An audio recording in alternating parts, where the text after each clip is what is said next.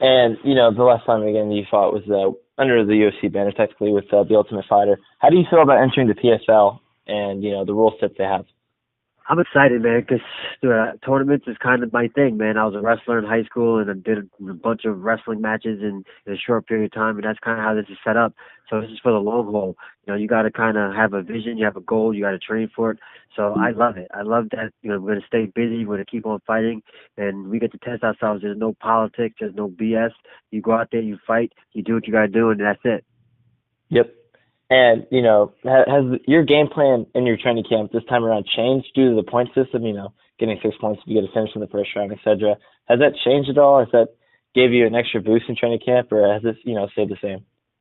For me, man, honestly, it's just very similar. It stays the same for me. I think the first fight is all about getting a win. You got to get yourself, in the win column, get some points on the board, and then going into the second fight, you kind of know what you need to push you up higher in the seeding and so forth. But ultimately, it's all about winning fights. You're going to have to go out there and beat, whoever's in the tournament to win this $1 million cash prize.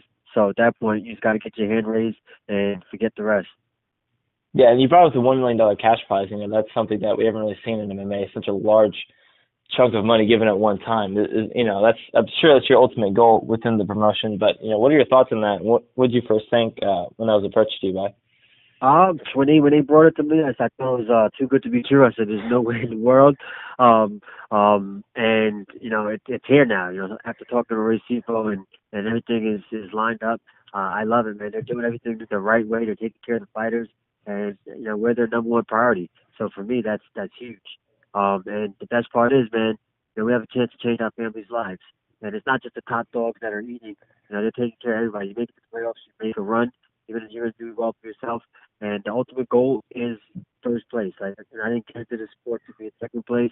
I'm a very competitive guy. I don't care if I'm skipping rocks, whatever it is. I want to be the best I can be. And I got a chance to showcase that. So let's say, best case scenario, you went out the season. Are you ready to prepare for the second time around? Are you looking to stick in the PFL for the long run? 100%, man. Like realistically, man, they open up the doors for fighters to make a good living, know what they have to do, don't have to worry about bumping their gums.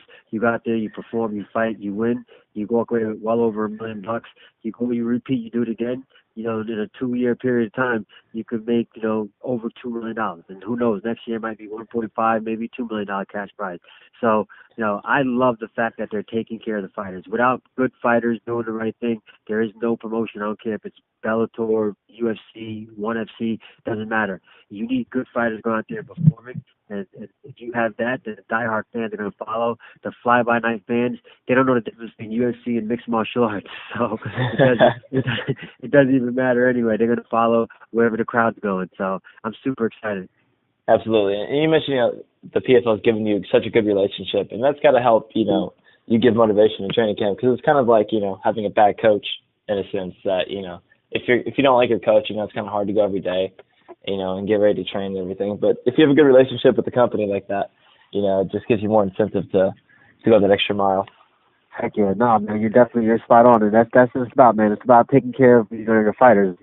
I don't care what company you are. If you don't have good fighters going out there performing and happy and laying on the line, nobody's gonna want to watch those boring fights. So I'm super excited, man. I think this is probably, I'm obviously biased, but I think this is probably the biggest card that PFC had, and the last, PFL 1 and PFL 2. They both were insane. They're both sick. I think it was like 50% finish rate. Absolutely. Both of those cards. So we got to go out there, we got to keep it going and just keep building the momentum for this promotion. And I think it's going to do some amazing things. I think it'll open up the landscape of mixed martial arts. Absolutely. And, back to the training camp, like I said, you've had some time off. It was, I believe, early 2017, your last fight. So I'm assuming you have no injuries. You're pretty healthy for this camp? Yeah, I'm as healthy as you're gonna get, man. I don't think anybody ever goes into the cage 100% healthy. I feel great. Like I said, the once you get into the cage, you're 100%. That's the fun part. All that training and running and all that stuff is the boring part that nobody looks forward to. We all look for fight night.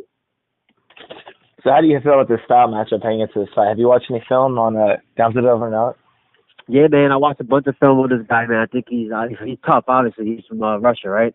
So he's young, he's hungry, he's undefeated. So he hasn't, faced defeat. And that could be like a gift and a curse. I don't know. I don't see anybody pushing him the way I'm going to push him. And that's the whole entire game plan. Be in his face, nonstop pressure, pressure, pressure, pressure. And listen, I'm going to see what this kid's made of. Man, he's undefeated. I'm looking to give him his first loss. And for your training camp, are you more of a guy that focuses on just improving yourself in your game every day, or do you mold your game plan, in your training camp around your particular opponent? Oh, it's a little bit of both, man. You got with the internet access now and all of the resources you have, you'll be a fool not to use it.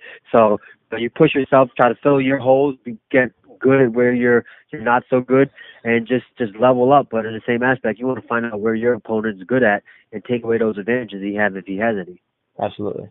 And like I said, during this break, have you done any cross training or anything that you found beneficial to you? Kind of clear your head a little bit as well. Well, I was fortunate enough, man. A lot of guys in Long Island are staying busy and having big fights, so I was able to go to other gyms and help guys get prepared for their fights, which ultimately helped me. Doing rounds with Ryan LaFleur, with up and coming guys, fighting for ring of combat and things like that. That to me was huge because I was still competing at a high level. It just wasn't in front of hundreds of thousands of people, but it was still with top caliber, top 10, top 5 fighters in the world, and I got some of the best training partners in gym in the planet. Yeah. Like I said, PFL is different again, and that you will be fighting again relatively soon, especially with the win. Does that affect, again, how hard you go in training, to prevent injury? Because you don't want to go into a fight, kind of busted up already, and then go into a fight and get more busted up and then have less time to recover? Or do you just, No, you're spot on, man. I don't think a lot of guys realize that. I thought about that, but, you got to look at this as a long haul because, we got a quick turnaround time. If you sit there and kill yourself your first training camp and you go in there and bust it up, then you go to a war and a fight. Now, how you going to turn around and go to another training camp and then another fight? So I think it plays into a lot. It's going to be experimental for a lot of these guys. I fought in the Ultimate Fighter where I fought four fights in like 5 weeks. So yeah. I've done that. I dealt with that. So I think that's a huge, huge advantage for me. Yeah, and that's why I brought up, the Ultimate Fighter and said you were a wrestler as well. Having those back-to-back competitions and the less time to recover certainly has to be an advantage in your favor. I completely agree. So, being a wrestler, I think is an advantage whether it's a fight 5 months apart or not. So I think that kind of stick with your guns and do what you know that you're best at and try to minimize the other opponent's strength and just capitalize on it. So in terms of how you're treated, how easy it was to communicate with the company, do you think the PFL has done, a better job than, let's say, the UFC? So far, so good, man. I tell you, honestly, they have been above and beyond. They've been great communication-wise, taking care of the fighters. Everything they've done to right now, I'm super happy and excited with.